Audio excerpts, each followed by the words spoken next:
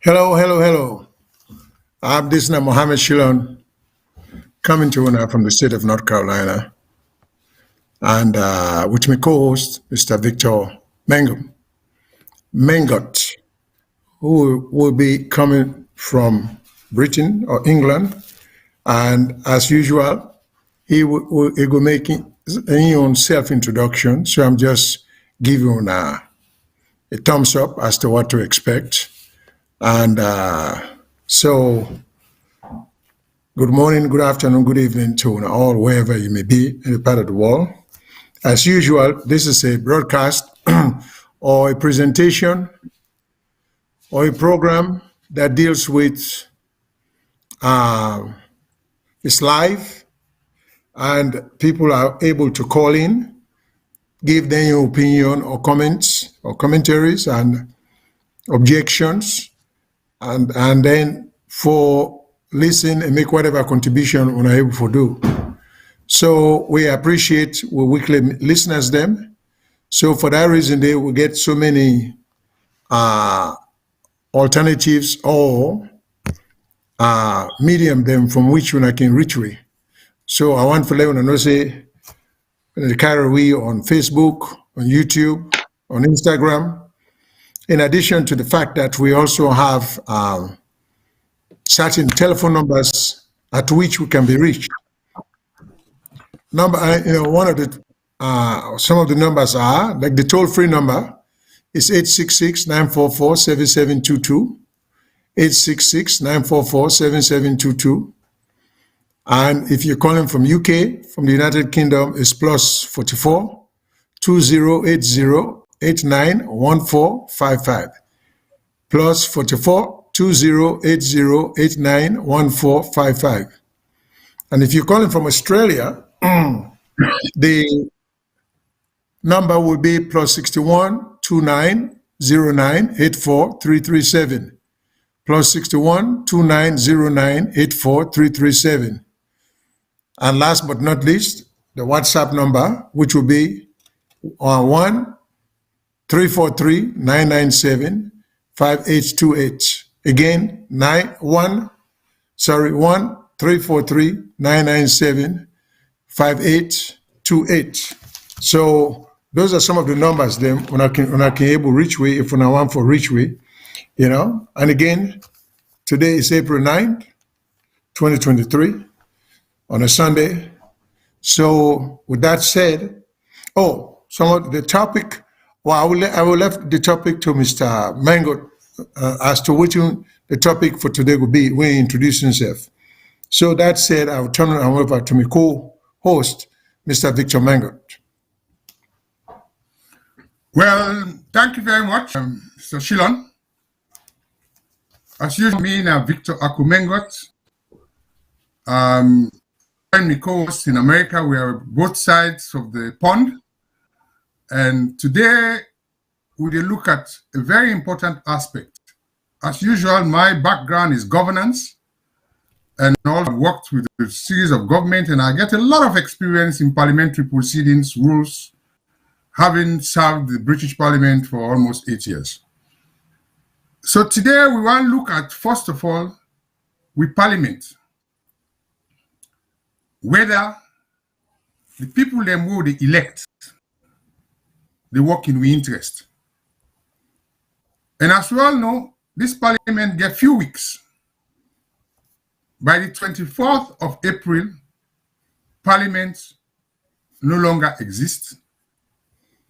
In English term, they say we don't prorogue Parliament.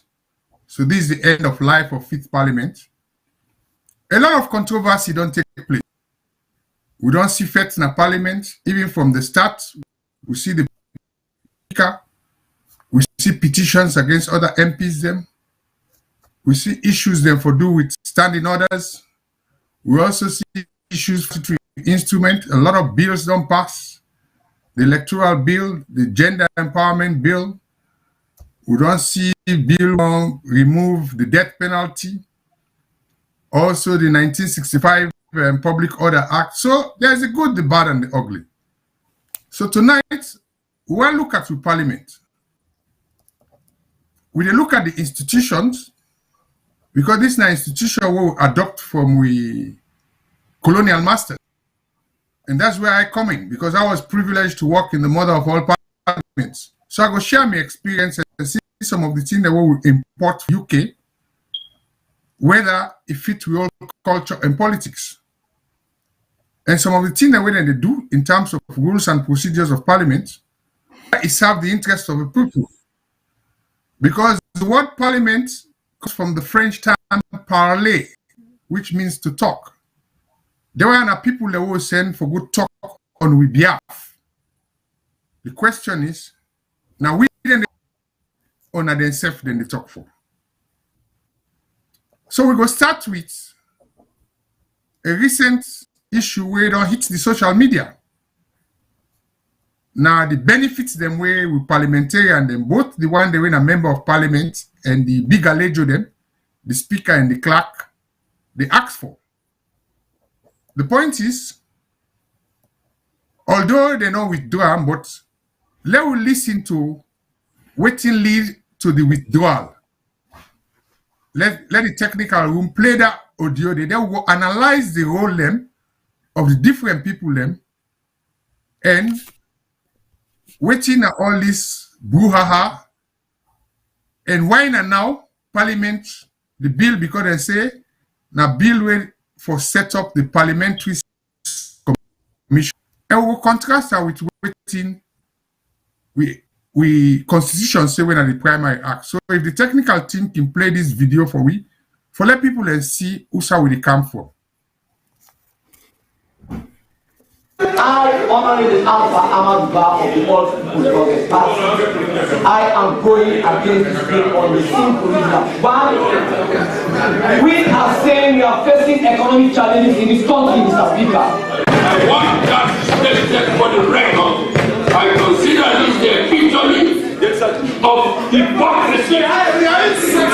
It is an affront to the administration of Parliament and affront to our very consciousness. So the leadership of Parliament. The well of the Saloon Parliament, Thursday, April 6, 2023, at some point been get hot as MP them from the main opposition APC and the ruling SLPP misrode on the idea for support the Parliament Act of 2023. When a bill for look inside issue them, we get for do with forgive more meaning and strength to the Saloon Parliament as it is now, but same way so for address the welfare of MP them during and after them come out Parliament, like gratuity, pension, and plenty other goodies them. In short, plenty people don't refer to this bill as the Parliament Welfare Bill, and at the C4C MP where they represent constituency 23 na Kono District, Honorable Musa Fofana, present them na the well of Parliament. The Parliament Act is more timely. It has 7 parts. The preliminary part of this document is talking about the interpretation. Part 2 is talking about the establishment of the Parliament Commission. The side note says the same. Part 3, leadership and governance of Parliament, considering the leadership of Parliament. Part 4 is talking about establishing the parliamentary service. The side note is talking about the parliamentary service. Part 5 is talking about the financial provision. The financial provision, the side note is talking about the annual budget of Parliament. Part 6 is talking about salaries and other benefits. For go deep inside this bill, part 6 of them, we talk about salaries and other benefits. Clause 33, subclause 3A1, make provision for make the outgoing Speaker of Parliament for take with them one of an official motocadem as in yon. 2, forget 3 security personnel them when at the state for Giam, and 3, forget home furniture money when about 50 million old Leones. Other provision them under this clause say MP them we don't serve 2 terms and Speaker we don't serve 5 years. Forget monthly pension we for equal 80% of the salary where them be the gets. And the same thing apply to the outgoing clerk of Parliament we don't serve for 5 years. for MP them we serve for just one term of 5 years. This bill proposed say them forget one bulk payment of $50,000 in equivalent to loans. This plus medical and plenty other benefits them. Therefore, MP them, the Speaker and Deputy Speaker of Parliament, and self the Clerk of Parliament inside this welfare bill. But this not to the first time where the Salon Parliament don't attempt for bring this kind bill to themselves na the well of Parliament. The first document like this been leaked 1 year ago, and because plenty people been criticize them, good fasting be make all the MP them, including the Clerk of Parliament, disown them and say it not been come out from them. Now na the moment of truth where this welfare bill don't show in face na the well of Parliament, and even the Clerk of Parliament, Honorable Pagan Tarawali, being witness at the well of Parliament for battle this bill. Today, we are going to witness a codification of all of those laws and actions into one codified document. Mr. Speaker, honorable members, what we are about to witness this afternoon is not a new law.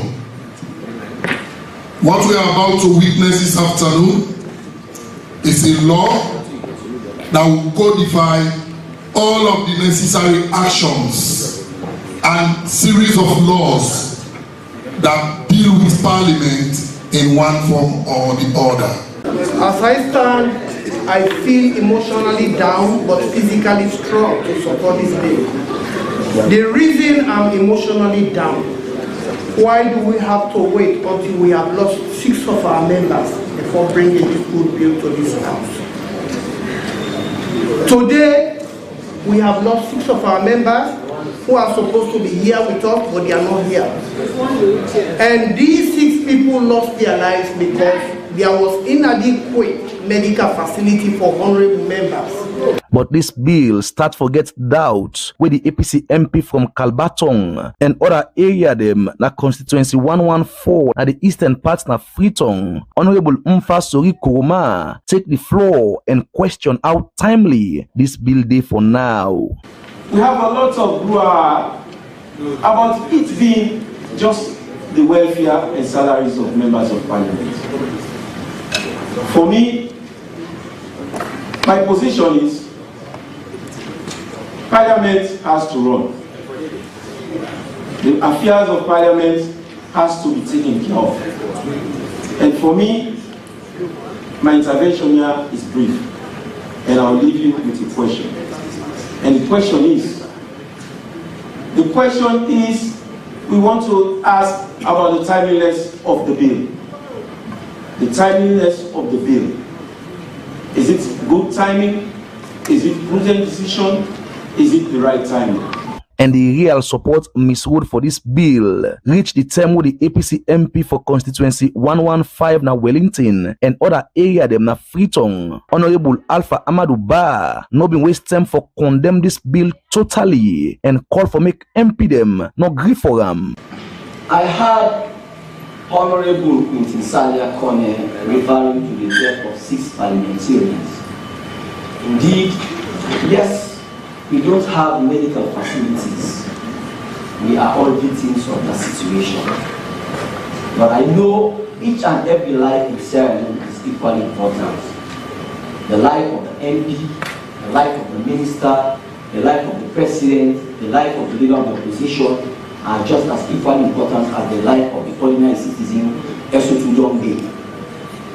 While we are saying 6 MPs have died over 5 years here, over 100, 200, 300, 1,000 of people have been dying because of lack of medical facilities.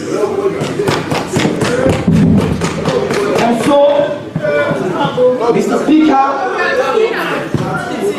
that is my own. Allow him. No, order. Allow him.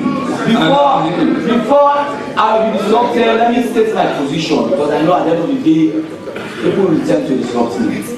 I am urging this House not to ratify nor pass this bill because it is not timely, it is not correct, it is not proper. Let me proceed, Mr. Speaker. At least for record. Point of order, Mr. Speaker. Let's not belabor the point. Let's withdraw this bill. Very grateful, Mr. Deputy Speaker. Very grateful, Mr. I move that this bill be withdrawn immediately.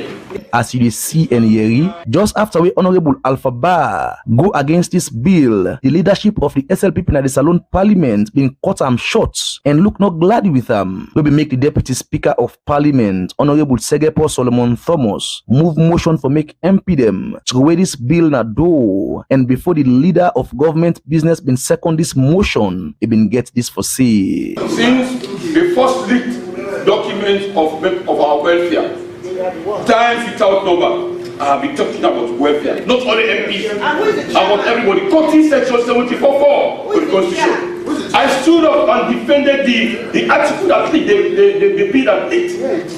I said we have right to our welfare. Let me go, please, Mama, wait.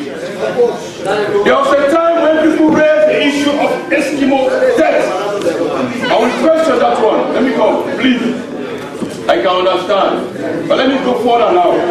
I told the clerk of Parliament that my colleagues on the other side are going to play politics with the bill. I told Mr. Speaker here, they can attest to that. But let me go further to tell you.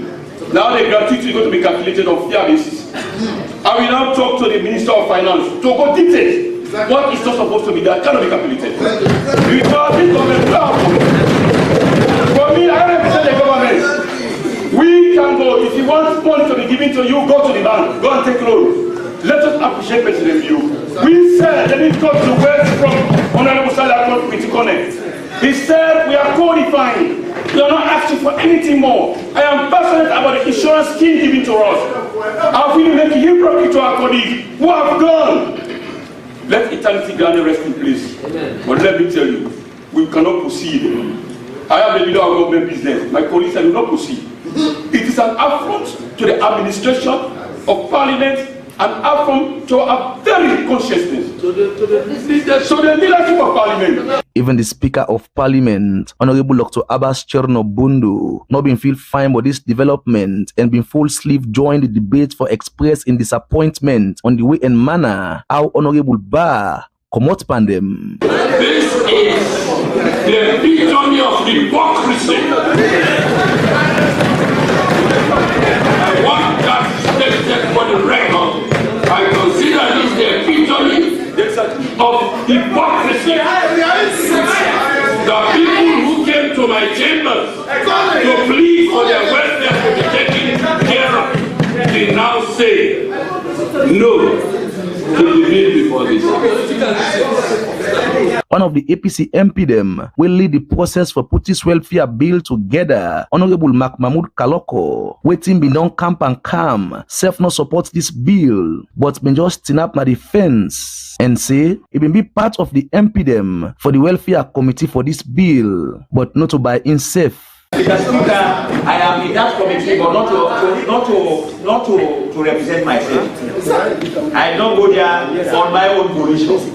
I went there on the agreement of those who were in room 1. That's the only thing I want to clear. Thank you. But after all the forum and grab for sake of this welfare bill, with Honorable Alpha Amadou Ba Rob Noropan, the Speaker of Parliament been finally put the question to MP them for sake of the motion with the Deputy Speaker of Parliament, Honorable Segepo Solomon Thomas, move for make MP them to weigh this welfare bill na do and na this been happen. Say aye. Those against say nay. The ayes have it. Motion is withdrawn. Motion moved by the Deputy Speaker, Honorable Segepo Solomon Thomas, to withdraw the bill entitled the Parliament at 2023 has been carried. For Salon Parliament, I on Black TV Online. Mina Abdullah Black, the reports.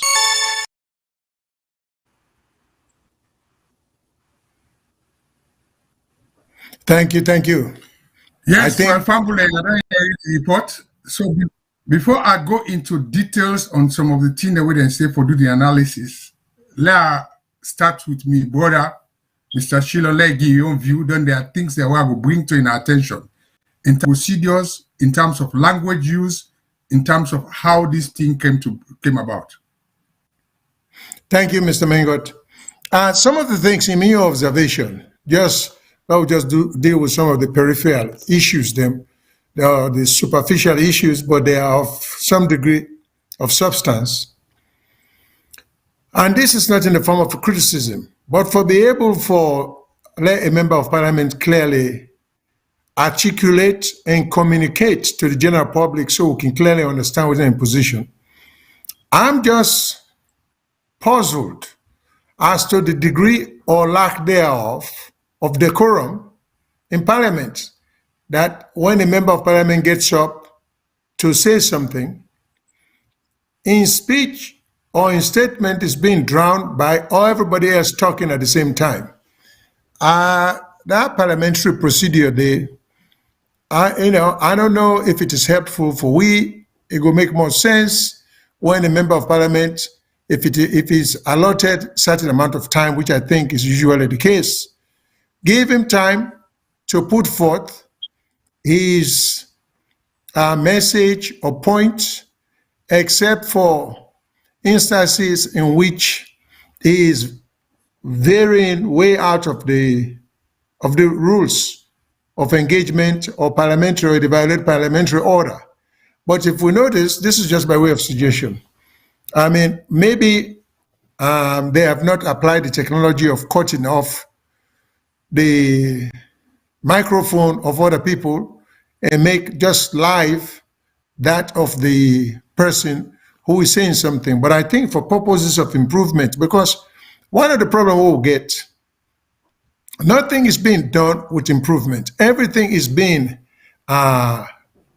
retrograded in the sense that we're not improve anything, so we go backwards. So it will be good for level up with parliamentary procedure. It doesn't always have to be what in the white man say, what in the West people and left we. We can't always live for that standard. We got your uniqueness as a people and as a country. So if it is serviceable to the country and the parliament, that when one person gets up and start talking, everybody should be talking at the same time, whether they agree with or disagree with them. If they think say that is the proper way for do things, so be it. But I personally, just in observing them, I think there should be more decorum in parliament and to allow whoever is on the floor to fully express within the time time limit allotted to that person there, which they try to get across. Also, there is this accusation of hypocrisy. We hear the speaker angrily denouncing the one that we raise issues of objections to this outlandish bill which will benefit parliamentarians. Well, we observe, and my co-host, who is more of an expert on parliamentary procedures and governmental affairs, will go further and explain. But first of all, the speaker, who should be acting as a referee, seemed to have been upset that the bill was being killed, because the fact of the matter is, impartiality come out so clearly in the sense that he couldn't hide his emotions, accusing those who oppose the bill as being hypocrites. Then they're the kind of office, then take to her, and now then take opposite or opposing views when the thing come out in the open. But we don't say the role of the speaker, if it be a mediator or if it be objective, even if that's how we feel, enough for articulate that. It should not be a proponent, or an objector. It should just try for maintain decorum in the proceedings. Now, the other thing, and these are all things we can modify as the country to progress, because we have to start improving situations, improving governance. We just cannot keep eroding the rules. It's almost like a race to the bottom. Instead of we try to race upward, to try to improve with quality of delivery of services by all the segments of government, we are racing to the bottom by destroying even the little bit of rules by which we as human beings have to govern ourselves, let alone those appointed or represented or elected by the people. So the truth of the matter is, the Speaker of the House, I have mentioned that, and I'd like to go on record. It is clear that the Speaker of the House should not even participate in any, by parliamentary rules, and I stand corrected. The Speaker of the House should only be making notations and recording, and maybe to some degree whispering in the ears of the Speaker, but it's not the place of the clerk. I'm talking about the clerk of the House to be a participant in the discussion whatsoever. And worst of all, and we know this, if we don't know this, I get for repeating, this is the Speaker, the clerk of the House is an appointee of the President, who is head of the executive. So nowhere in the world do I know, maybe it happens, and that's why we all educate ourselves, where if you get a democracy, you get parliament, like we in America will say Congress, the president therefore appoint the clerk of Congress. The president should have no such responsibility, duty, or otherwise. Right there is a conflict of interest, because if an appointee within a parliament, the appointee will be like a spy, or would any action taken will be communicated to the president, which by implication is a conflict of interest. So that's the system. If we want a system for work better, we'll go for review that and stop that.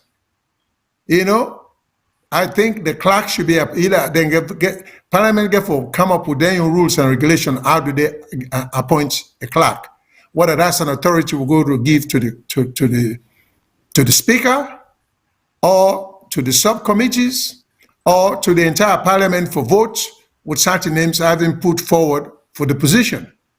You know, but for the clerk for participating and debate or discussions, and then the Speaker for stray from objectivity or objective position and getting all angry, these are all not doing the country good. Last but not least, I take the position that if you are going to propose some type of enumeration for the parliamentarians, let it be based on reasoning and soundness. For example, if we are serious about improving, first of all, we have to look at what the overall economy, what your economy can sustain. Okay? This is a country where the average per capita income is like $40. $40. You get people where they had $40 for brother and sister them, where they home, where they live abroad, and for brother and sister them where they abroad, and for some of us here in the US and in other parts of the world who are anxiously APC and SFPP people abroad, the diaspora, where they try for run for parliament because they have lots of them here. You can say they see it as an opportunity. Very few of those of us abroad are motivated by sense of service. It's an opportunity for some of us to go home and either get wealthy quick or get powerful. But because otherwise, with the economy being what it is, in an economy where you get people, you get citizens, large number of them. I can't tell you the percentage, but if I have to guess, I would say over 50% of the population, now they earn $45 a month. And one of the distressing situations where you get teachers who are supposed to be the front line of people that work for educate the next generation. They are so grossly underpaid in the same system where you have a fluctuated practice of some departments, you get government driver where they make money than a colonel in the army, you know, and then you get school teachers that would do such a wonderful job where they try to educate the next generation are being paid like laborers.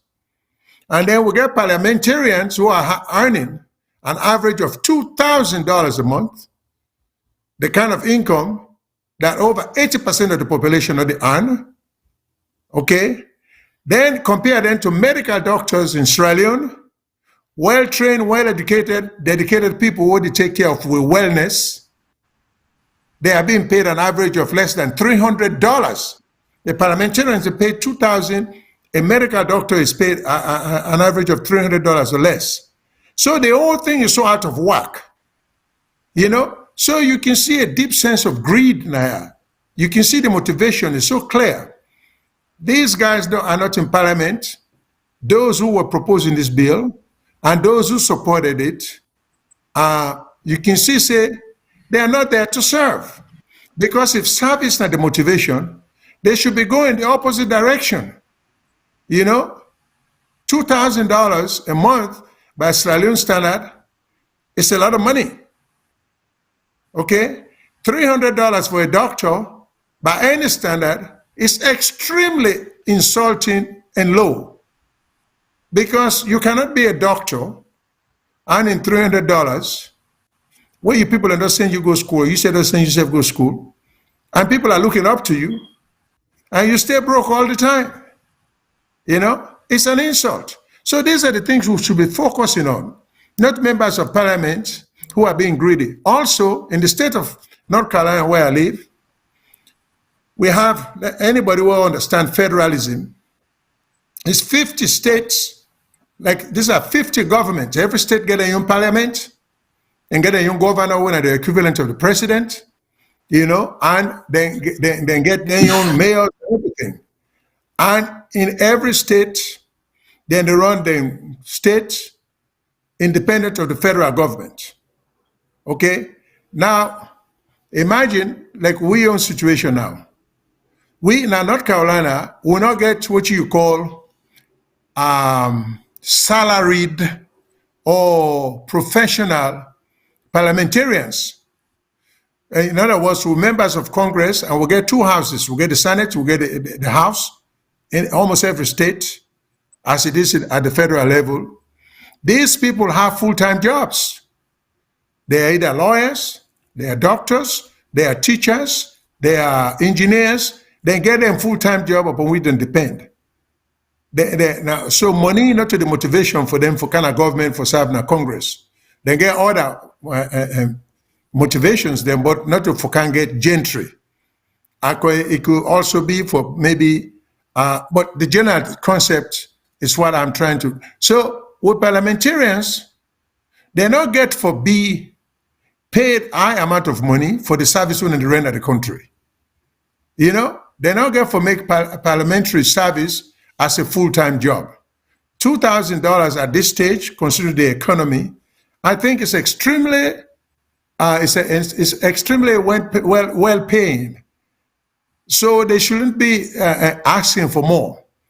And then, of course, Mr. Mangum will talk more about some of the details then. So, of course, the bill is killed, and we're happy for that. But this just portrays the selfishness of who leaders them. It's not only the executive, then who they accuse, the presidential side of corruption, which both political parties are extremely highly incapable of avoiding. Neither APC nor SAPP even get the discipline for avoid corruption. I mean, because it's just part and parcel of the DNA, they have to be corrupt. They have to corrupt the system for getting undue advantage. So, because they don't know any other way for rule, pass for be corrupt. Then corruption are part and parcel of which they understand running a government ought to be.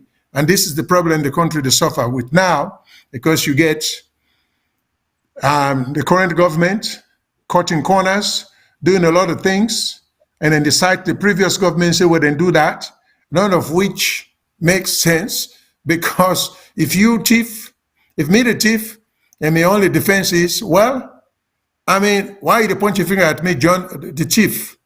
So, and then we still insist, say, but put you in charge.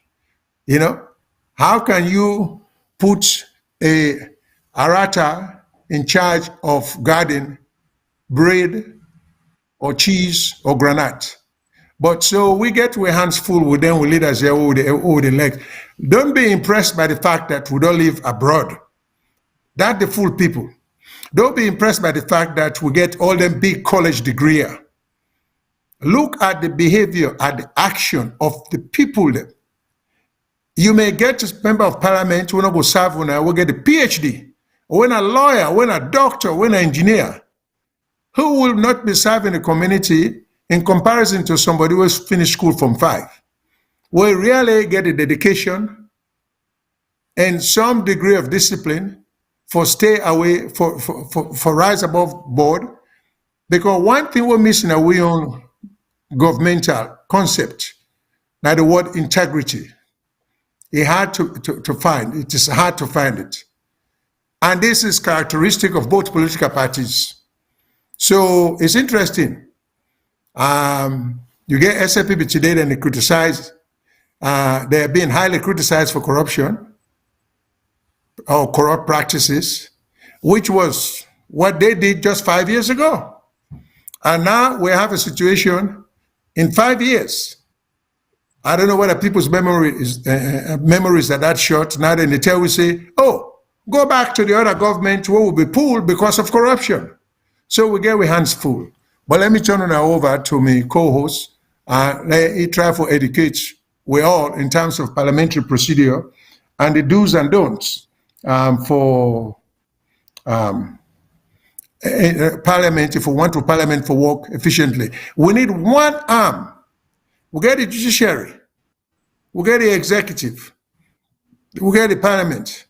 At least if we can get one of them 3, then we want all of them, but if one of them 3, then they can work well, we'll be onto something. But all areas are not trying to improve. Everybody is just trying to shortcut the process. In the end, the country will suffer. What inspiration are we going to leave for posterity? For picking a winner born yet? If we just care about ourselves, you know, we're not to look at the future. We just care about now. So I turn it over to Mr. Mangum to say what, to add to the discussion. Thank you very much. Thank you very much, Mr. Shillong. And before I start, I just want to respond to a comment where one of the listeners make, where he say the president appoints the speaker and the clerk. That is not true. For the clerk, yes, the president appoints the clerk of parliament, and I'll go into that. But when it comes to the speaker, if we go back in history, and there's a reason, a speaker of parliament was appointed because of their experience in the legal profession. Most of the speaker they will get in the past, now speaker they we don't serve as judges from Memorial, Biokubet, Sio Cole, even the former governor, the late governor, Banja Tijansi. These are all lawmen. That was when we were moving from colonial rule to independent. And there was a particular reason for that. Because this is not somebody where they act as a judge. You roll now 2 sides, the defense and the accused. Similarly, in parliament, you as speaker, you get to deal with the government bench and the opposition bench. We all see how they appoint the speaker. Because when they change the law, they say, okay, for being a speaker of parliament, you don't serve as a member of parliament before. And then get where they win at the first activity where they take place before even the first session of parliament begin. So we know what's going to be the controversy with the election of the speaker. So this is not the time for deal with them. Now what I want to deal with now rules and procedures of parliament. and how we they introduce bills and who are responsible. Number one, the first time when they attempt for bring this bill in Parliament, they say a private member's bill. You go listen to the leader of government business will say it was leaked. For God's sake, when you produce a bill in Parliament, where you draft them, if you gazette them, it means when it's there in the gazette, you cannot introduce in Parliament until it has been gazetted. And when they don't gazette them, now public property. So I don't know how Ingo comment say they may leak the first one. So they started with that, the Parliamentary Welfare Bill, where people raise a lot of hue and cry. And what were we told? They said it's a private member bill. And now we explain to people they're waiting at a private member's bill. A private member's bill, even in the UK Parliament normally, now, where certain people, mostly when I say private member, this is a member of Parliament who is not probably a front bench spokesman, because in England we get the ministers them member of Parliament. So we get the government bench, we get the opposition bench, in shadow members, ministers, somebody we're not in either government bench or the opposition bench, and he can introduce a bill based on issues the way people then bring to attention. Right. Normally these bills not all they go through. Some now for just raise an issue. But the military said the original bill now be a private member bill, because what it happened, they had a welfare committee.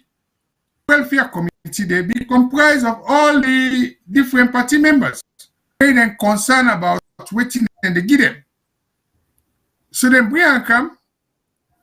The government bench denied that bill, saying a private member's bill, they're not being getting nothing for do with that. So then kill them. So now the question, this one we come, is it also a private member's bill?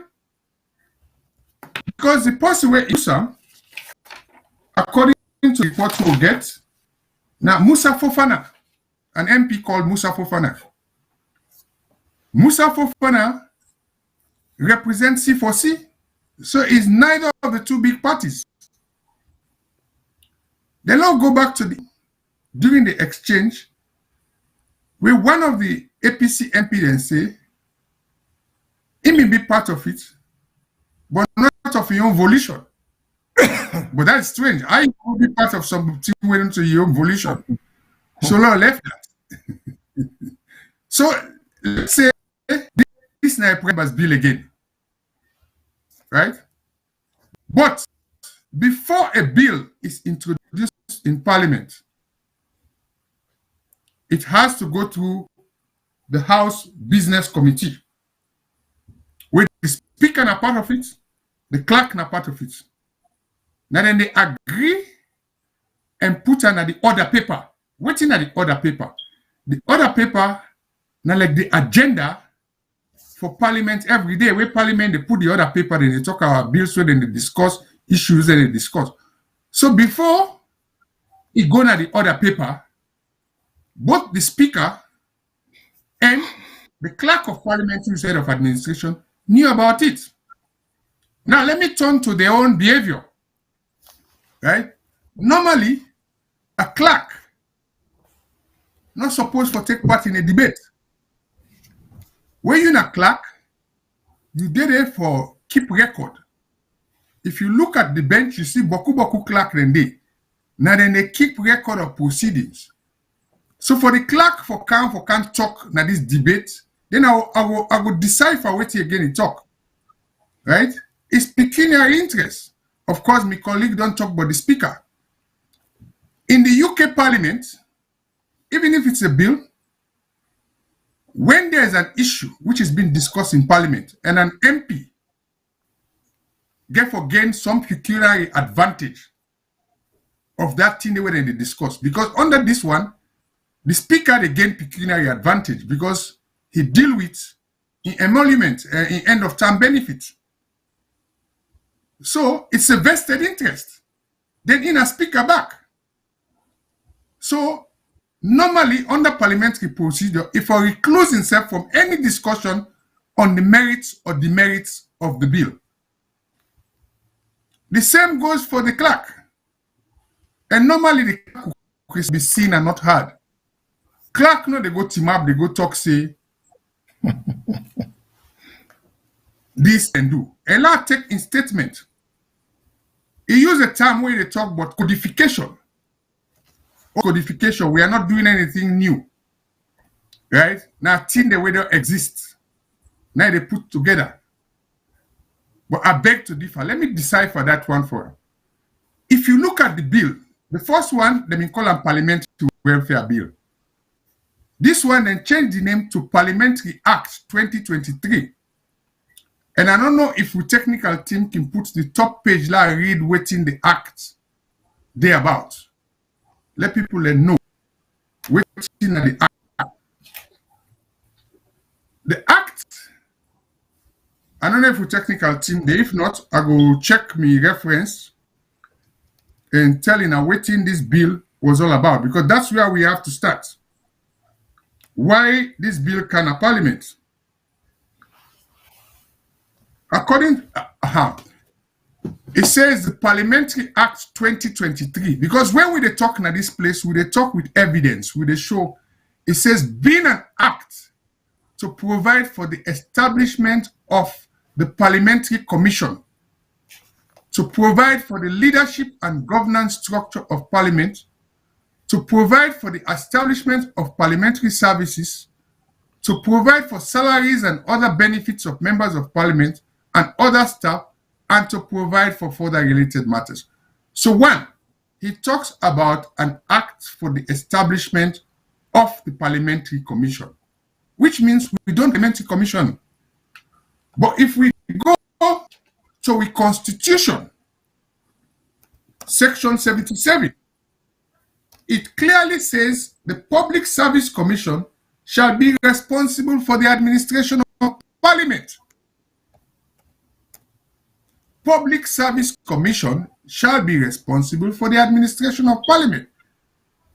And by implication, if they're responsible for administration of Parliament, obviously they will consider the rights, privilege, and benefits of parliamentarians. So this idea of codification, setting way there exists. We never had a Parliamentary Service Commission. And if you look at the Act, the Parliamentary Service Commission, who do they chair the Parliamentary Service Commission? Now the Speaker and the Deputy Speaker, you get the Leader of Government Business, you get the Chief Whip. So now like a common company. Parliament, what we call standing orders. The standing orders them, now then they determine rules, procedures, and behavior of Parliament. Recently, we hear say they don't review the standing orders. Because beaucoup people like in say where the Parliament they talk, here is somebody say, Mr. Speaker, SO 23. If you do a straw poll, 99.9% of Sierra Leoneans don't know what's in a SO 23. SO meaning standing order number 23. So we get a standing order there.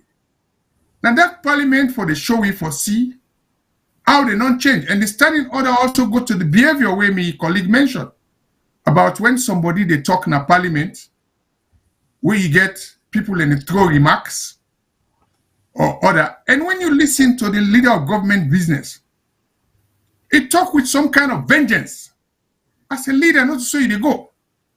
Because also the talk say, okay, if in and the other side not agree, I go talk to the Minister of Finance.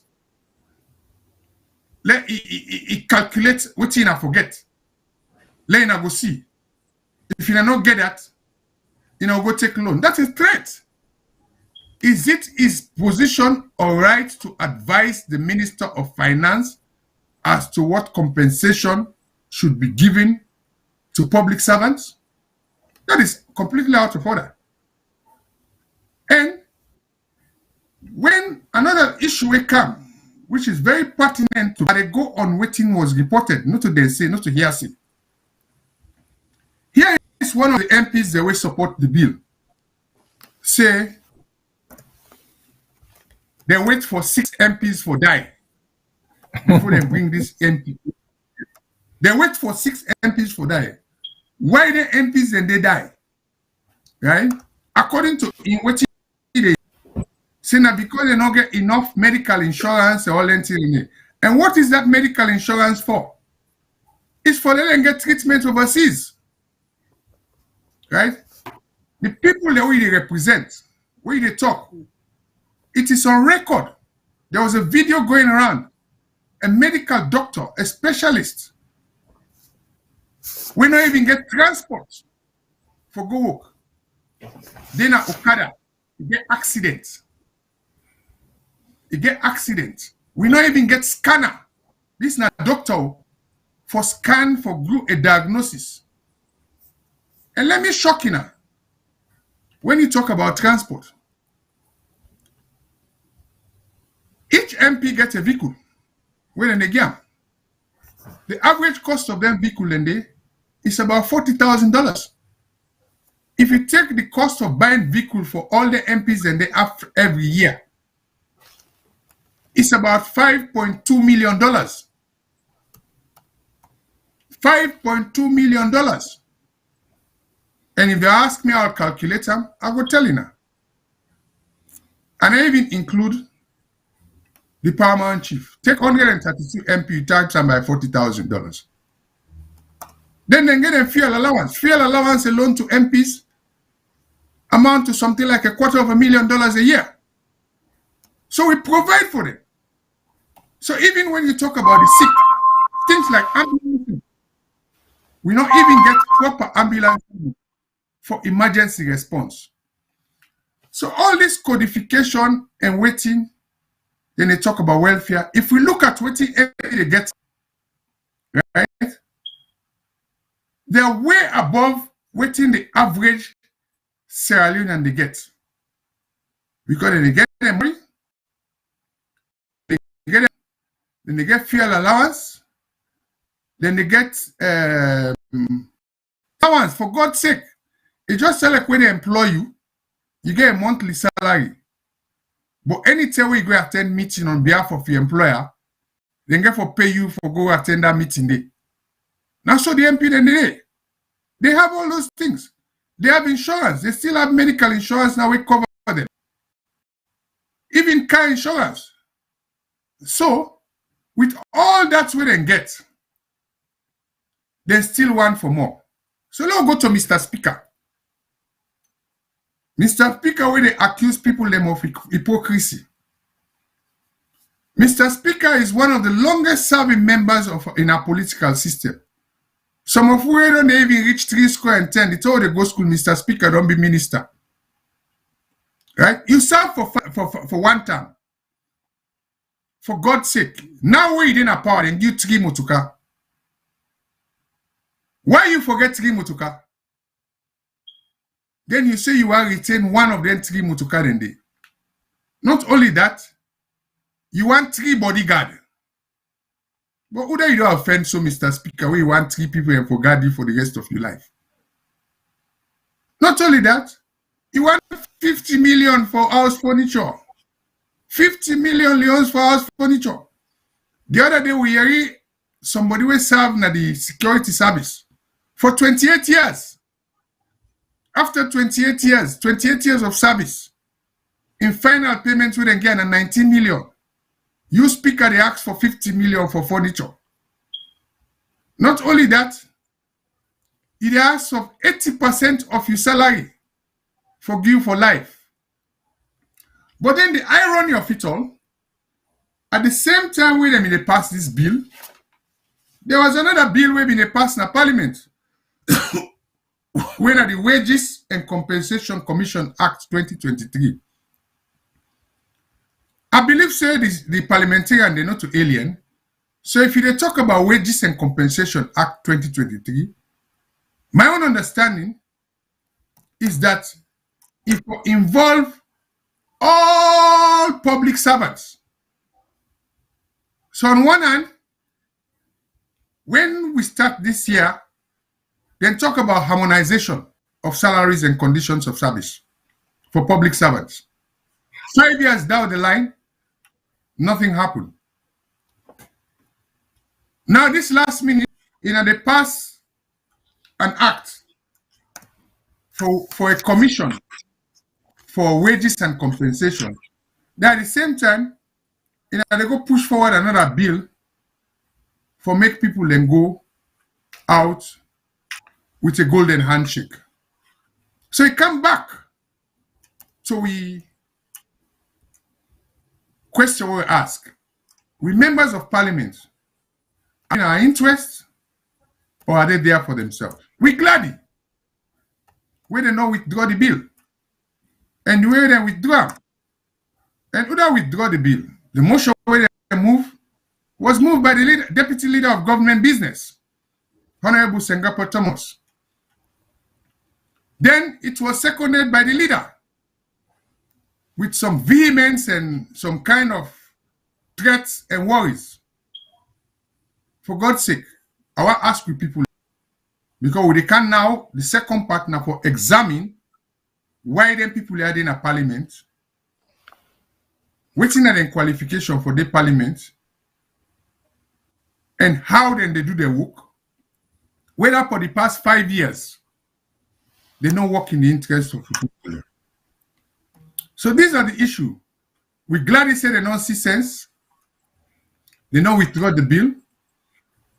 Then talk say that they play politics with the bill. They say the other side they play politics with the bill. Fine. But they don't withdraw. And I should say, we people are all glad. Because this is a gross disadvantage and abuse of privilege. So before we go to the second part, we'll go examine waiting and supposed for do and how parliament works, because we can break it down for you now. Let's stop there and see if my colleague get anything for say. Yeah, thank you, Mr. Mengo. Well, basically, not just for go over something I said earlier, because we forget two senses: sense of fairness and sense of proportionality. Sense of fairness in the sense that, because I just mentioned, where a medical doctor who's an extremely important person in our society, in fact, in every society, can be so grossly underpaid. Even Gambia, small Gambia, they pay with medical doctors and pass away. I mean, we need for calling here to the attention of the audience or the public, make them know how we are just not treating the country right, because not to the doctor when they do. Because what when they do, when they run away, the best and the brightest. Why will any doctor not just stay in there for as long as he can able sustain himself, but with the hope of going elsewhere? Whose talent can be put into good use, and where his talent can be well or adequately compensated. Okay? Because we're not talking about money, making money in the air. We are really talking about survival for a professional as a doctor. And I also take the teaching job as an extremely important job. Because at the end of the day, next generations, because this whole thing, I don't care how powerful the current government, the outgoing government, the guys who are in charge are, we all are going to age. Just by the force of nature, we will have to pass the baton to succeeding generation. How are we going to do it if these succeeding generations, they're not as well equipped and well educated and well prepared? That's why we see so many of them shortcuts here. I mean, sometimes it's really heart-rending. Because right after independence, 60-some years ago, we barely had 5 members in the Milton Magai government who had college degrees. Not even Sir Albert Magai, who was a lawyer, because then you didn't have to go to college, and you didn't have to have a college degree to be a lawyer. Okay? Because that was the practice a substantial number of lawyers in back home did not, and then 30 years ago, 40 years ago, did not go to college. Okay? So, in fact, one could look back and say, okay, we can forgive them for some of the mistakes that they make, where they find themselves in leadership positions. They just didn't have the foresight and the wisdom to lead we or the country in the right direction, despite all the resources, intellectual resources, as well as agricultural and mineral resources we still couldn't move forward. But what excuse do we have now, where almost everybody in serving in government, in high position in government, has a doctorate degree? Isn't the fact that to whom much is given, much should be expected? So if we get these lofty degrees they are, everybody want to be called doctor this, doctor that.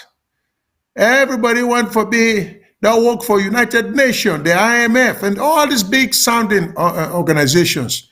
When you hold position of responsibility within the government structure, you have only one direction to go. Now, for sure, how beneficial all this wonderful book we don't learn is to yourself and to your country and unborn generation. Otherwise, Americans are getting phrase, that degree the way you get is not what the paper is written on. You see? So this is the problem. But to begin with, we dey undermine ourselves, we dey shoot ourselves in the foot, because if you go pay a doctor $350, why would I want to be a doctor? And determine my future for live the rest of my life in Australia. No matter how much I love my fellow mankind, I have to survive. I have to take care of my family. I have to be adequately compensated for the services where they give, you know? So, I mean, so we don't even get people in parliament or and of course, naturally within the government where they try for do what it takes. Then, like I say, I don't want to leave the teachers out of it. Teachers are so shamefully, grossly underpaid. I mean, it's a shame, you know? And if we're not careful, we'll lead the country into a situation what could be irreversible, in the sense that for non-Australian, forget good education, and again, I want to qualify which in private school and government school is, because I think there's a misnomer here. I think once upon a time, when a lot of schools were private, technically speaking, grammar school, boys' high school, academy, all these things were missionary schools, so they were privately set up. Ahmadiyya, these were all private schools. They were quasi or quasi-government schools. The actual government schools were Prince of Wales, Bow School, Koyema, Kenema Secondary School, Mabroka Secondary School for boys, Mabroka Secondary School for girls. Those were the actual, literally speaking, government secondary school. There may have been some more in some other district who are not named. But not to that private education, they mean the chalkboard now. Now we all see the trend. Almost every minister, almost every member of parliament, almost any financially successful person in Australia, then picking another to go to grammar school, the Edwards, the Ahmadiyya, the CKC, the Bow School, the UCC, where we all get education from. Everybody they send them picking to a literally actual private school where high amount of money is being paid for educating them, picking them. And these kids are getting very, very, very good, exceptional, in fact, education. Because we see some of them coming here, they picking out to go private school, like Lebanese school back home, like international school back home, like Canton private school, you know, and on and on and on. This school, them picking the one they won't even finish high school back home, as well as the one who don't finish with the can go college. When they can, then they make very high scores, and they are doing extremely well in school. which shows the level of education is now in the sector where people can afford for pay for them picking. Then we get this other pattern now, where even the poor man self, they try for in picking where they go grammar school, in picking where they go academy, in picking where they go boys high school, then go for do what you call private lesson. But why should that be so? How much the man who makes $45 a month, how can he afford for pay? I mean, we're just too cruel. We're just too bad. I mean, I get so much problem with the system. I mean, so this is not an APC SFP business. We're just bad people. We just don't care for the ordinary person. We're doing nothing for them. And we're misleading them into thinking that this is one tribe versus the other tribe, which is nonsense, you know?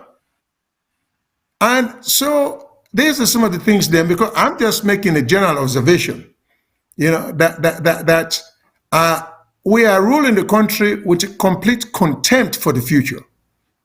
And that's not for even mention other things then. And there are many other professions, engineers, architects, you know, and other professions they were not touched on, but nobody is being compensated adequately for the level of education and service we can get for render.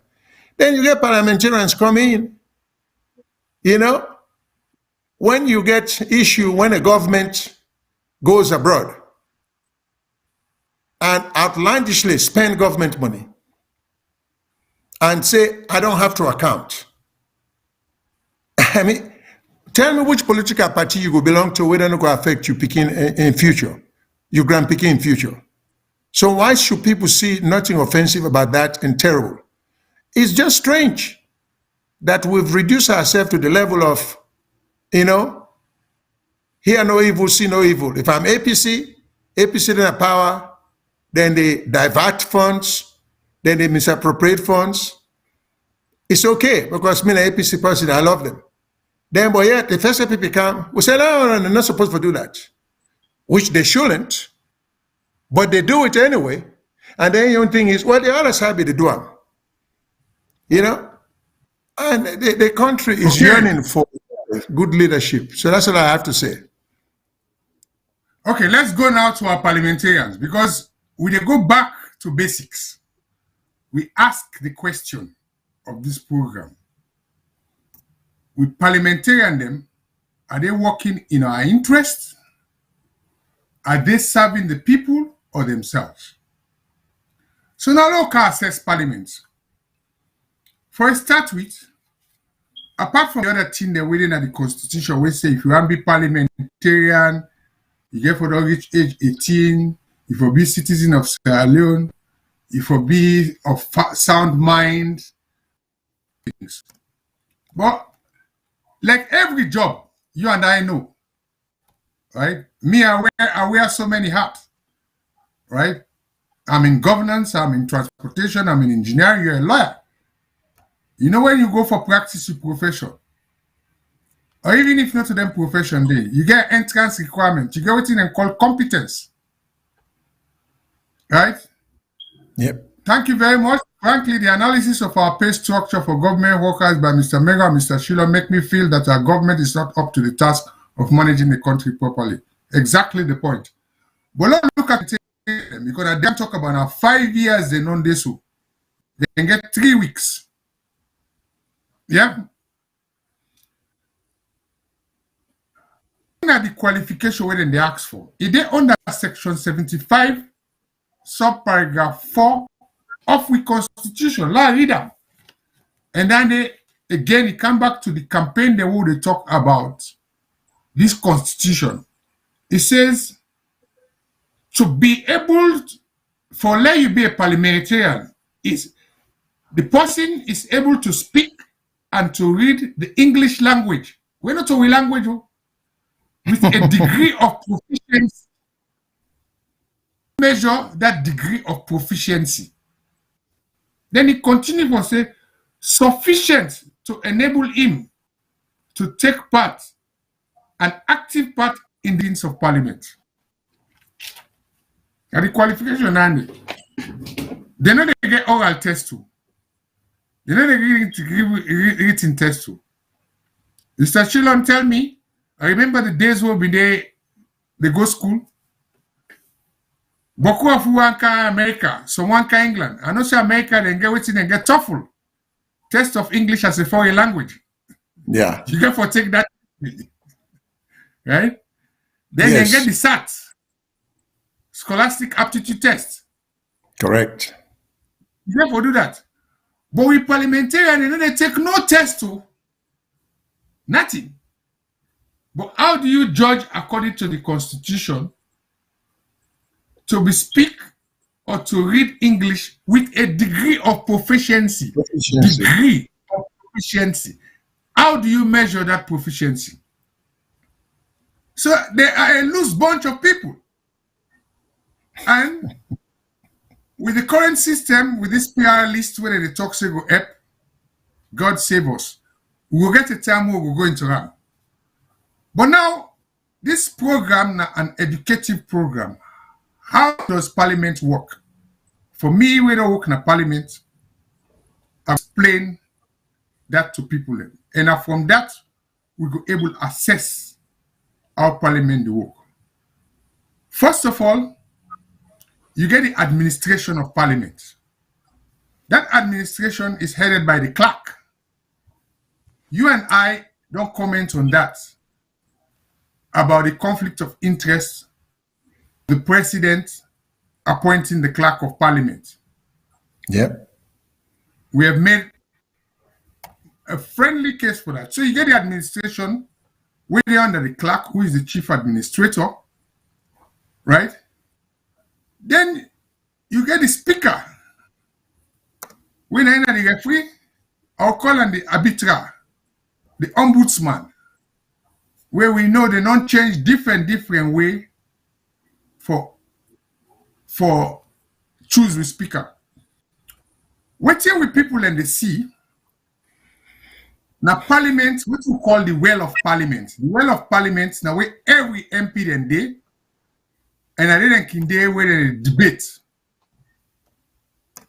But because Parliament get a lot of things for do, now make sure they get a committee system.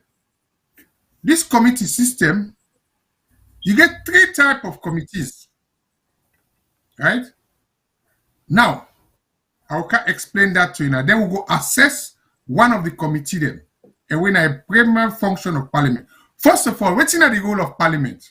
Number 1, your MP is there to represent your interests. If you're able to get access to them and tell them waiting, then you belay.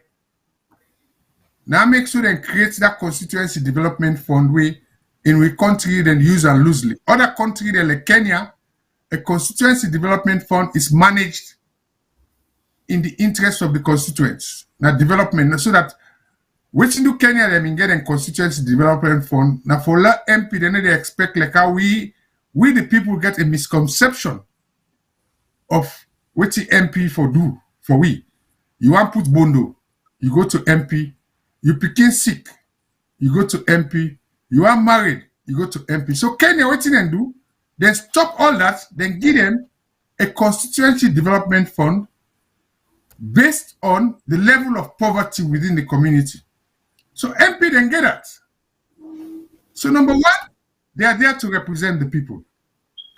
Number 2, they are there to hold the government to account. How do they hold the government to account? By looking at the things the way government they do. Now then they approve the budget, the annual budget.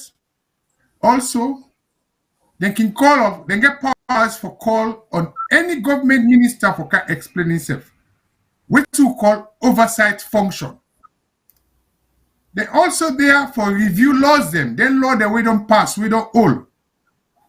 If we go to we laws them, you know, lawyer, my brother, we still quote some English law of 1865. If you look at we Lassini Act, all lengthy and day, but this Parliament tell you, say, okay, then do well, they repeal the 1965 Act, when the Public Order Act, they remove the death penalty, fine. Then bring other law like the Gender Empowerment Welfare Bill, that's fine. So now they all landed. But today I want to talk about the committees then, because you get 3 types of committees then. Under section 93(1) of the Constitution, you get what they call standing committee. And we get 7 standing committees. 1, you get the legislative committee. When I don't want to look at things to do with laws then. For instance, even this bill self where they pass, where they want pass it before go through legislative committee. You get the finance committee where they look at finance. Of course, you get the other committee where the committee on public appointments, where in the history of this parliament for 5 years, all the people that were they don't present before them are not things say they don't reject up to 5. But yet still, we've been getting at the same parliament where they look into their fake degrees. The report will come out. It say out of 180,000 public servants, now only less than 5,000 now they are able to verify their qualification. So we get people there, we get ministers them, when they approve, because then they get for approve. Say, even the speaker self one time mentioned, say, hey, one particular minister, one day I not see an arrow, all time sending deputy. But we can't do that. But these are people the way the parliament do approve.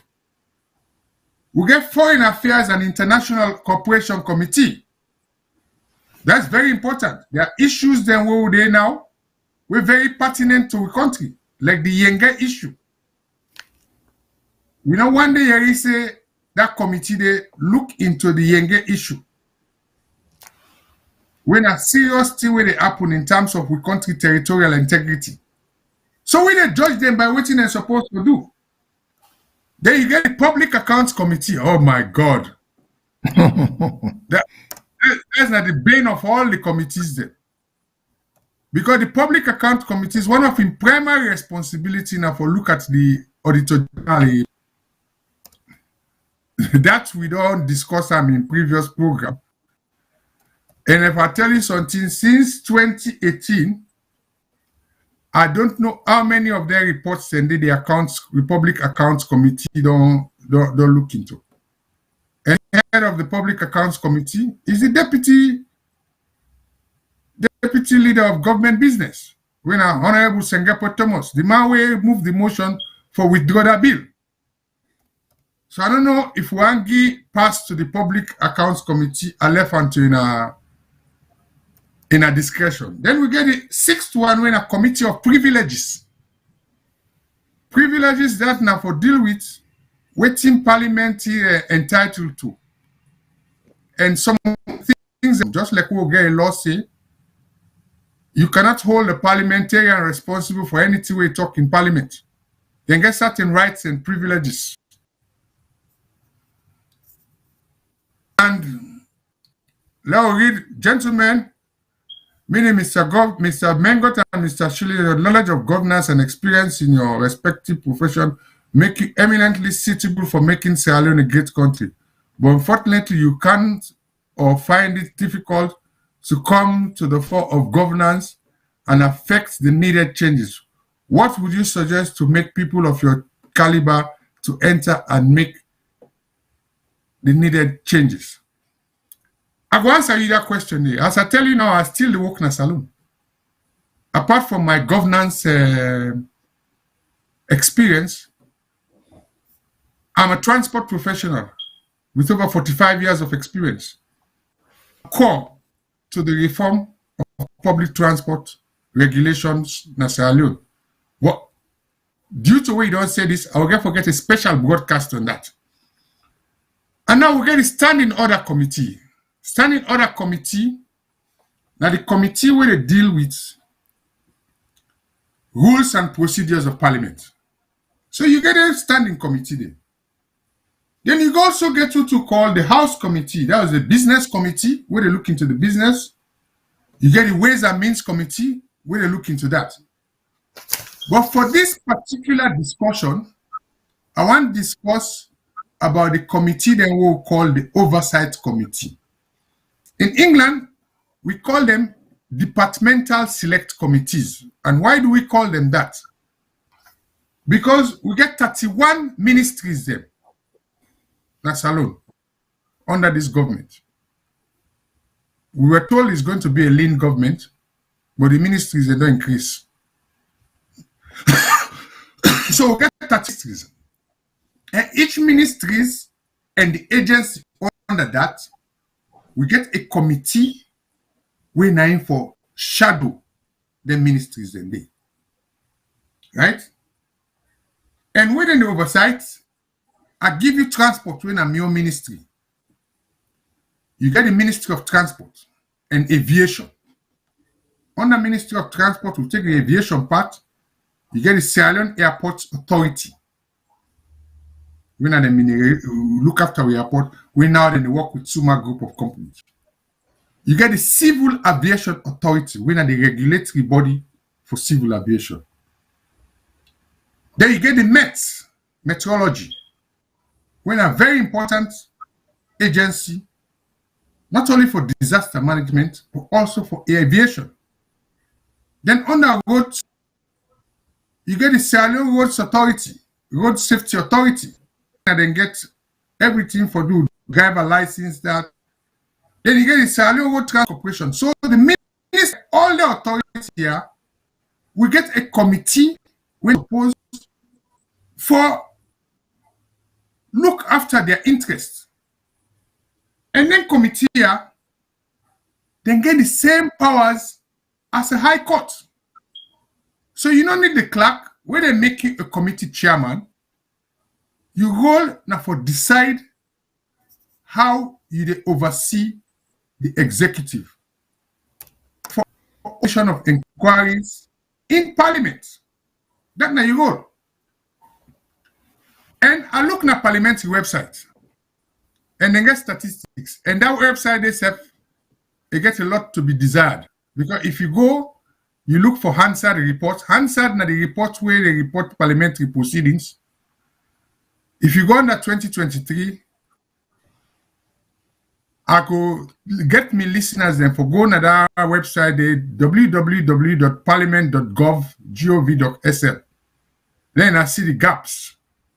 But one statistics will come to my mind. Now the previous parliament, because this one already the last one. Of them, all them committee then they from 15 December 2016 to December 2017. All the oversight committee now one great report they produce.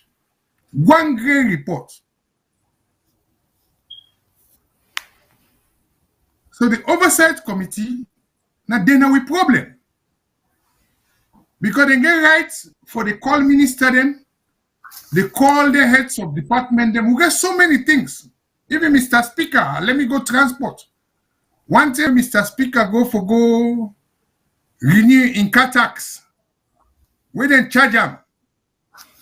He open much na parliament say, why God, if they can do that to Mr. Speaker, I wonder what the ordinary man goes through. So now when he whap Mr. Speaker, now two and no whap Mr. Speaker. So one, now when you talk about that tax, that £25 airport, $25 airport tax. The Transport and Aviation Committee, and then for look into that. Did they, as we can say, na Eurovision nil point. One day. One day they don't look into that. Speaker again talk about the Okada them. Where they cause accident na the middles na Freetown. He call them back. He said, look into them thing and they. Young,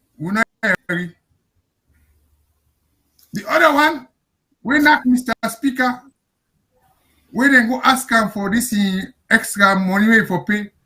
Now what you call roadworthiness text? In America, what you call an DMV? Department Correct. of Motor Vehicle Test. Correct. In England, we call it MOT.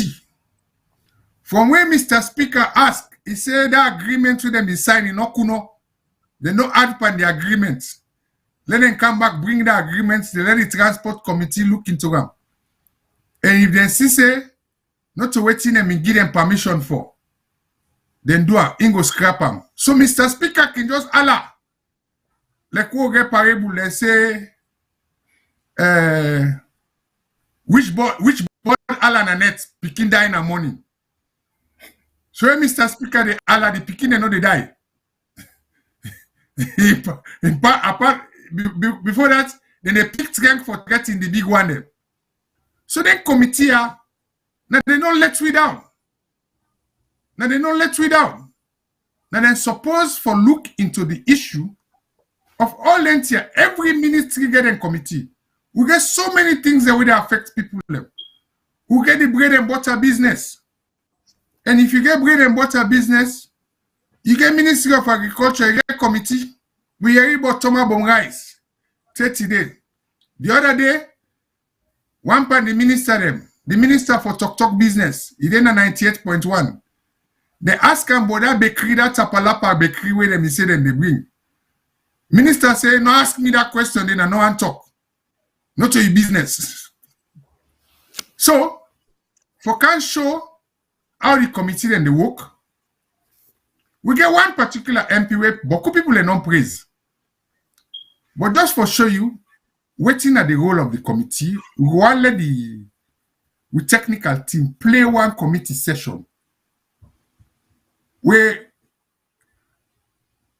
well, Larry is hello my viewers family. Our parliamentarian are mostly lazy. Get quick stamp, copy and paste and rubber stamp. Unfortunately, fraud, waste and abuse in order of the day in our beloved Sierra Leone. Our government will never succeed with that kind of mentality. We must change and unclog our minds to catch up with the rest of the world. Thank you very much for your comment. But just for let viewers and say, we in our VS, we like deal with evidence. Me and my colleague, he's on the legal side.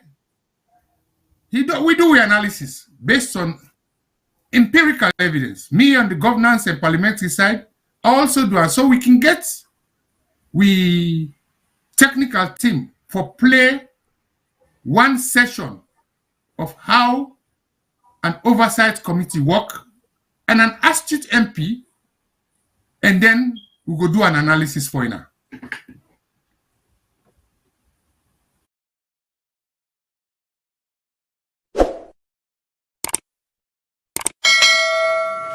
So the issue of the unbundling of SALCAP, this is government's position. At the 7th meeting of Cabinet, the Minister of Information and Communication, Mohamed Rahman Soare, been taken up before MP them from the Transparency and Accountability Committee and the Information and Communication Committee at the Salon Parliament Thursday, September 10, 2020. MP them been called the Minister of Information for go explain to Parliament why he as the Minister of Information and Communication tell the President say government for unbundle the Sierra Leone Cable Limited. We mean say government for shape the Salon Cable Limited SALCAB to two for manage the fiber optic cable them where they make Salon people get internet connection. This according to the Minister of Information in proposal go be 1. The air submarine cable for manage the cable landing station, and 2. The national fiber backbone network for manage the national terrestrial fiber network. According to the Minister of Information and Communication, this na cabinet decision, and the President don't give him order for do this after we convince cabinet, and by extension the President say SALCAB not only make profit this BNTM. But the President, Julius Maada Bio, inside in speech to Parliament Thursday, May 2nd, 2019, say SALCAB na one of the parastatal them na the information sector we don't they make progress for improve and they make profits. This contradicts what the Minister of Information tell Cabinet this BNTM say SALCAB not they make profits but just they pull aid money where government can spend on them. Now, Honorable Ibrahim Tawa Conte, when the chairman for the Transparency and Accountability Committee in Parliament, been take the podium for ask the Minister of Information and Communication, Mohamed Rahman Soare, as to who that now people for believe between in the Minister of Information and the President and Nade Diagbabin for them. And I have read 2 separate documents, honorable members. If you could allow me, can we allow the minister to tell us between the 2 documents which one is true and which one is inconsistent? His Excellency made a presentation that, let me finish, patient. His Excellency made a presentation that SALCAB has emerged as one of the most profitable entity under the Ministry of Information and Communication. And in that speech, there are 11 paragraphs under improving information and communication and technology. And 6, that is 44%, of the total speech on the Ministry of Information constitutes the work on SALCAB. So if you can exercise patience, if the minister can tell us which of them is right, whether it is the presentation to cabinet that SALCAB is not making money and they are living on bare bones and that they are only surviving at break-even, or the one that the president presented to Parliament. Mr. Minister. I have done a presentation. Cabinet has concluded by your own admission.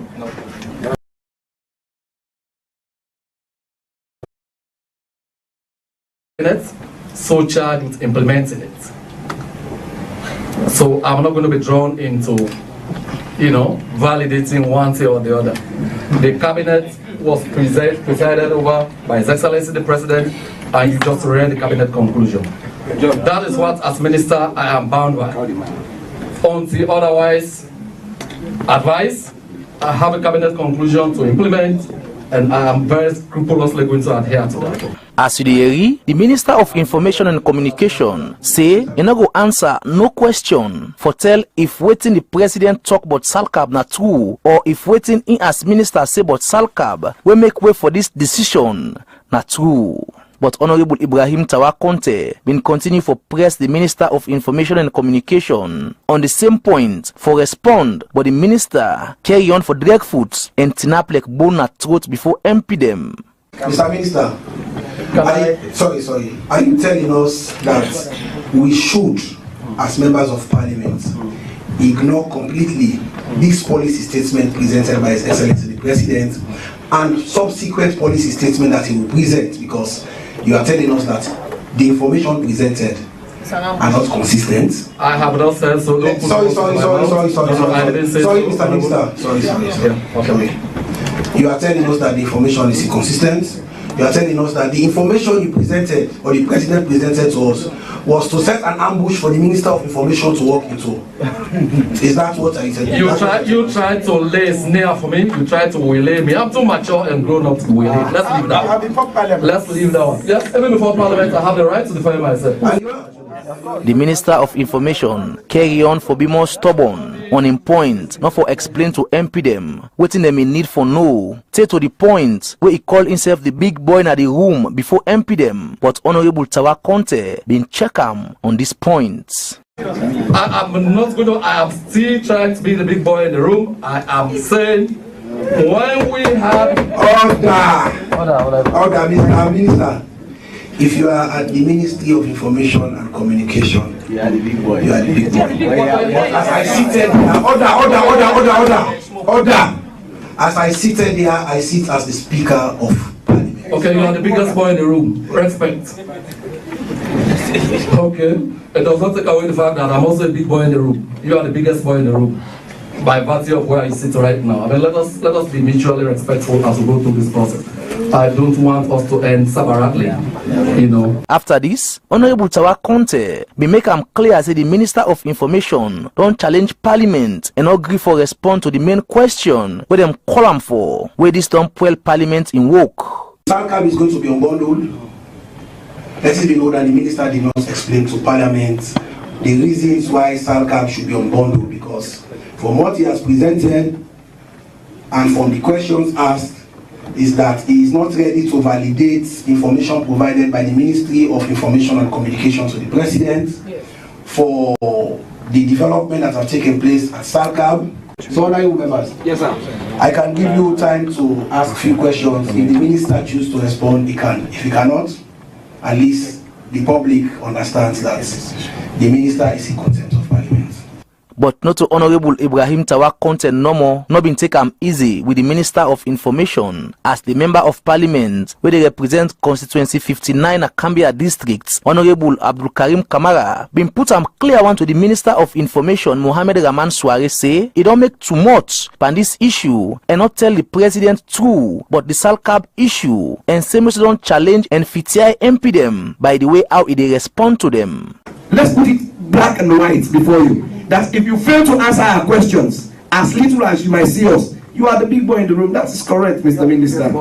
No, you are the big man in the room. But we are going to tell you as a parliament that if you don't answer our questions here, we will be left with no options. But to tell you, first you deceive the president, and you're deceiving us again as members of parliament. And this culture of deceiving people because we have authority. And you know what? Sorry to say this to you, Mr. Minister. But the way you respond to us was so arrogant.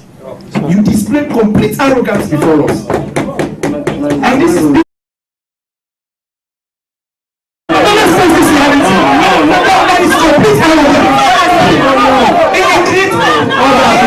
It was an insult to us. I am calm. As you hear, the contribution by Honorable Abdul Karim Kamara not been go down well with the Minister of Information and arguments been commodity we make Honorable Abdul Karim Kamara been left this meeting before term. Where the meeting been done warm and the minister still no respond to the MP they made the main question where they made try for no. The press may understand say the leadership of Parliament been call Honorable Tawa Conte na corner and talk to them waiting the public no be know and we Honorable Ibrahim Tawa Conte return back na the room for continue the meeting. He will make the most historic speech where he resigned as the chairman of the Transparency and Accountability Committee in Parliament. Considering the nature of the job that I accepted when this was approved in the Chamber of Parliament, I realized it's going to be a daunting task. I realized it's going to be a Herculean task. I realized much is expected for me from both Parliament and the people of this country. When once I subscribed the vote on the 25th of April 2018, I knew I am going into a task and I am going to enter into uncharted territories. Today is no different. Today is another day that my resolve has been tested. Today is another day that we should believe that Sierra Leone comes first and Sierra Leone is bigger than any other person. On that note, I want to sadly announce my resignation as chairman of the Transparency and Accountability Committee, effective immediately. All of us. I adjourn the meeting. All of us.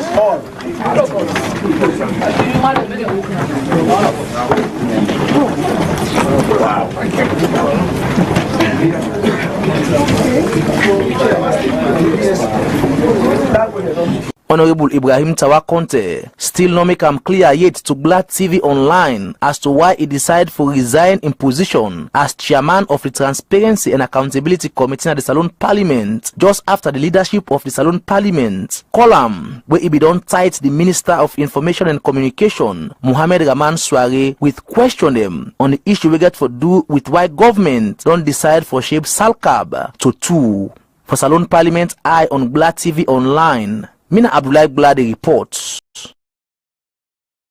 If I may interrupt, or if I may interject, Mr. Menga, before you make it. Line.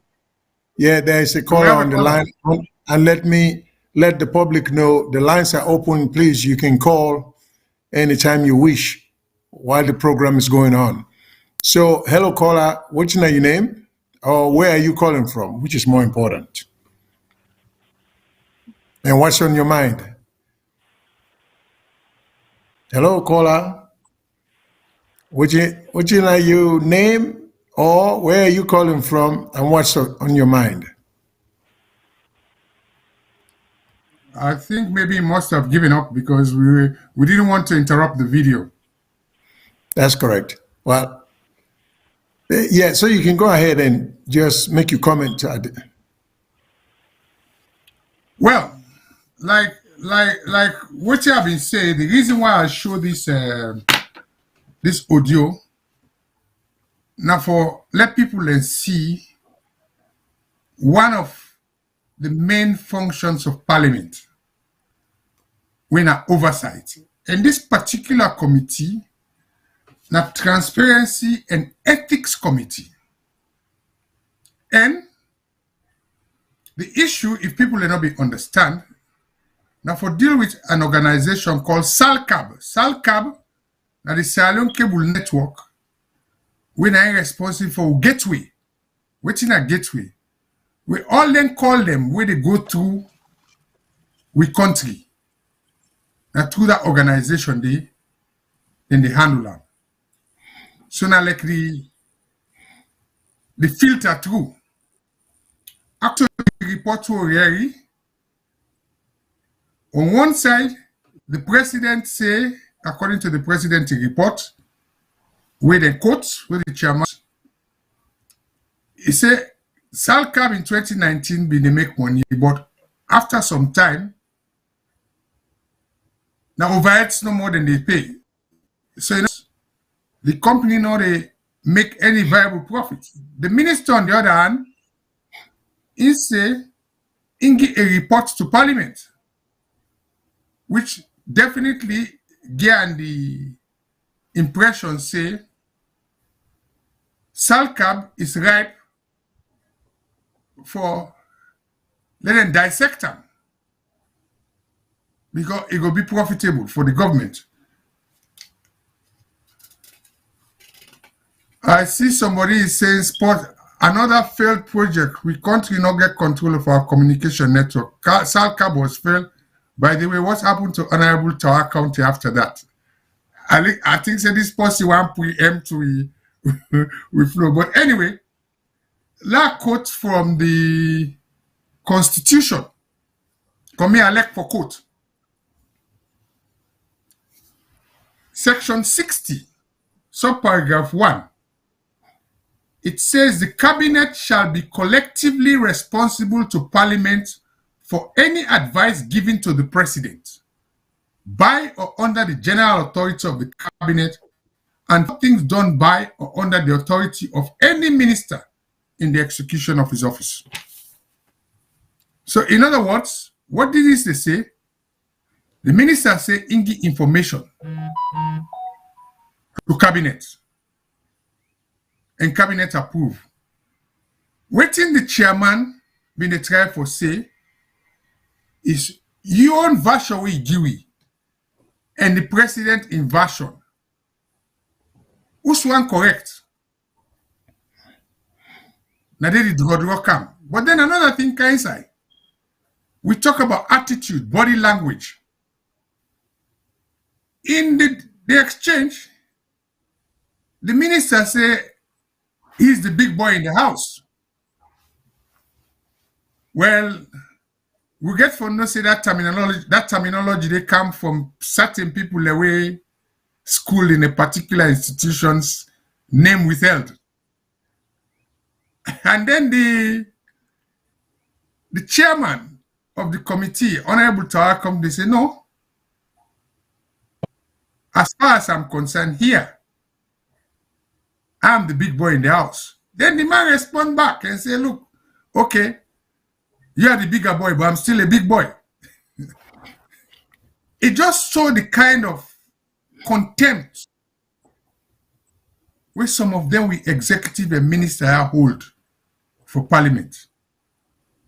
You had another member of Parliament. Allow me complain. Whenever a chairman of a committee is seated, he is acting as the same authority as a speaker of the House. The committee is a microcosm of the will of Parliament. Secondly, the way the committees are set up, right? The committee get all that of the Constitution. It get all rights and privileges vested in a high court. So, whatever the minister did or said, or a bravado, was, in other words, if you take on that basis, it was contempt of court.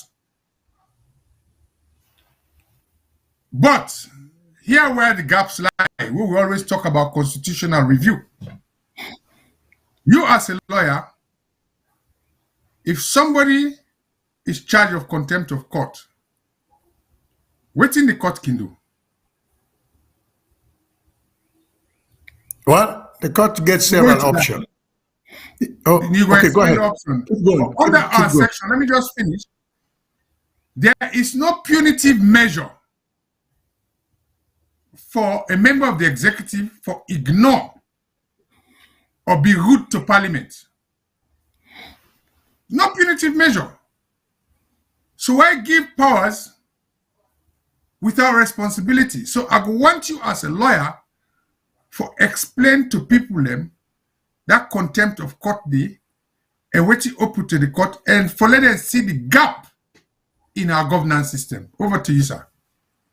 Yes, sir. Thank you very much.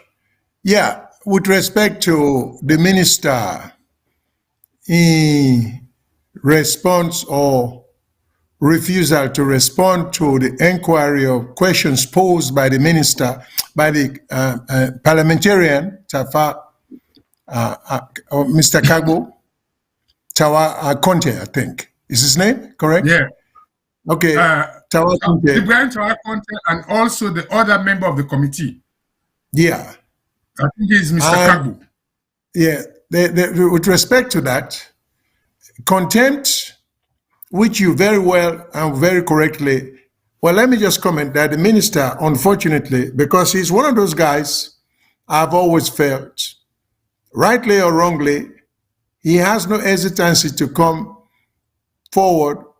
He always feel at ease, it seems like, or maybe he's just overly confident, but he is the least reluctant of the current team of ministers them, where can come the media and explain certain things. I agree with him or not, but it looks like he's always willing to come. So for that, I have some degree of high regard for him and felt it was very unfortunate that he seemed not to have understood the nature of his job and wasn't quite aware of the nature of the forum where he found himself, which was in the House of Parliament before a parliamentary committee. It's clear by answers where he say, the big boy in the room, which is like a minister going to court. Like you rightfully make the correct comparison. It's like a minister going to court, and when the court or the judge who is in full control of his courtroom asks a question, refuses to answer, and puts himself above the judge and say, I'm the big boy in the room, where very quickly the judge will shut him down and try to show who the bigger person is, which was appropriately done by Tawakon. But what that illustrates is the minister did not understand the functions of the branch for which he works, as opposed to the functions of Parliament.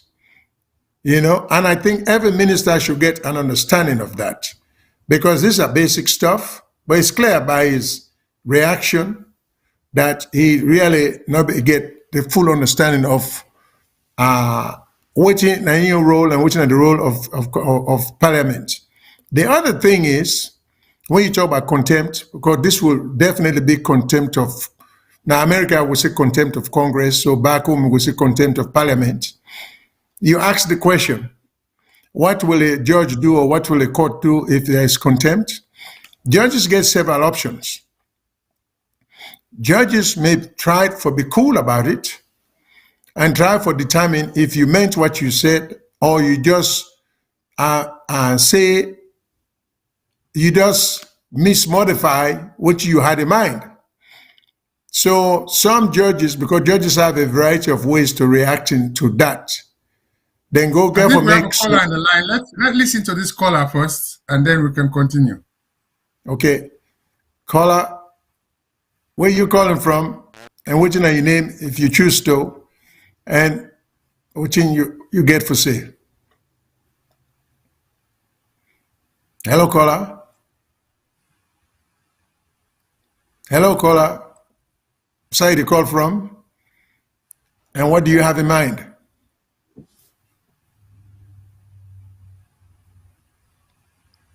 Hello, caller. This caller might be having technical difficulties.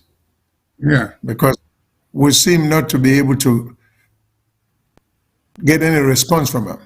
Hello, caller. Can you hear us? Well, let's continue. The technical team can probably tell us if he's back. When he's back, if he's back, yeah. So judges have a variety of ways to deal with what you call contempt of court, which in this case will be contempt of parliament. And one will be the modified way, is if the judge does not. Let's check again if I see the caller. Caller, can you hear us? Caller, can you hear us? Hello? Now we lost the caller. So okay. he will call again. So yes, judges have a variety of ways they can react to a situation like that. One way would be the modest way, a modest way of just trying for fully understand and appreciate within the person who presumably may be contemptuous of the court, for get an understanding as to what he mean, if he mean what he say. So if you go into court, of course, your common sense tells you that you cannot even dare refer to yourself as the big boy in the room, because the sole authority in that courtroom there is the judge. He's in control, just like how the main authority in parliament is the speaker. So then one way. The other way, the judge go ask you, order you for appear before the court and give a reason why you should not be held in contempt in view of how you respond to or behave while you were being examined by the court, which in this case would be a member of parliament, because this is just to build a record that you were given due process, at least given an opportunity to explain yourself as to why you should not be held in contempt. So that's another way. And most times, courts are a bit reluctant to find people in contempt. Courts in developed countries that do know what contempt actually mean. You hardly find courts doing that. But that's how it will be handled in terms of letting the person appear, let it give reason as to why he or she should not be held in contempt, and judge, if the judge is satisfied with the explanation, whether it was just a slip of the tongue, hello, or whether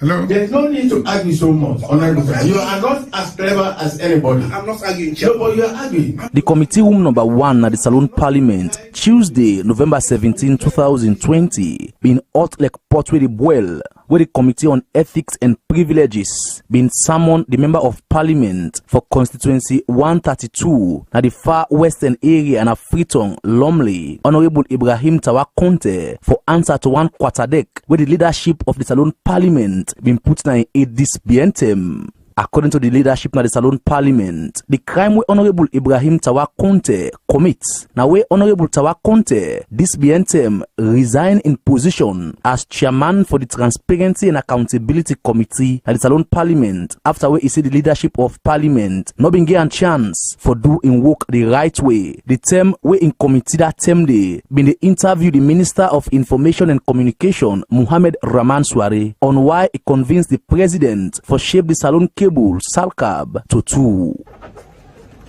What do you say? I want to bring out my computer and show you videos of what happened or some of the videos of what transpired in this room on that very 10th of September.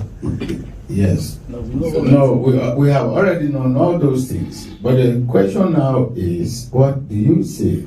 Because according to our understanding, you overstepped your mandate.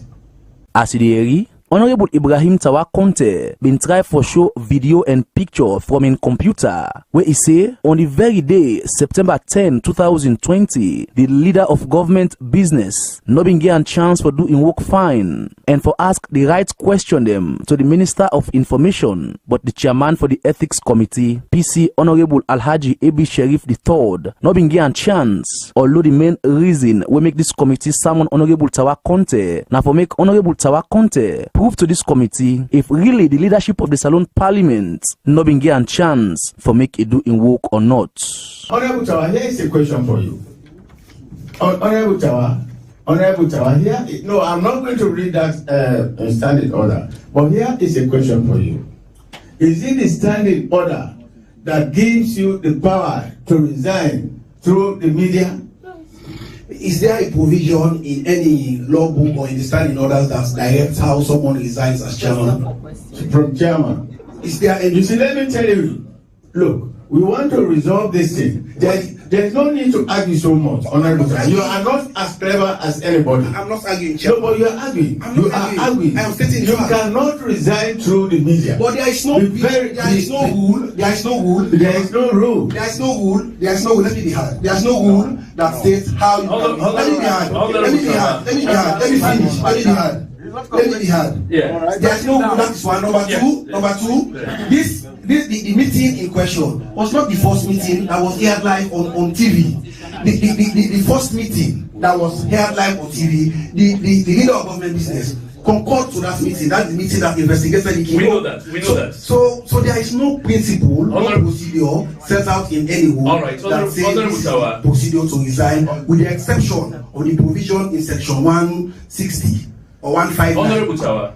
Honorable Tawa, that day that you resigned from the committee, you said there are no standard laid down rules as to how somebody needs to resign.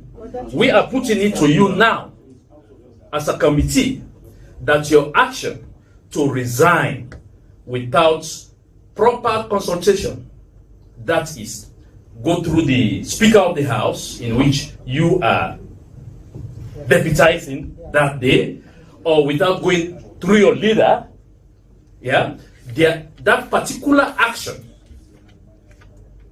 undermines the integrity of Parliament. Can I also state that the matter before the committee is not my resignation?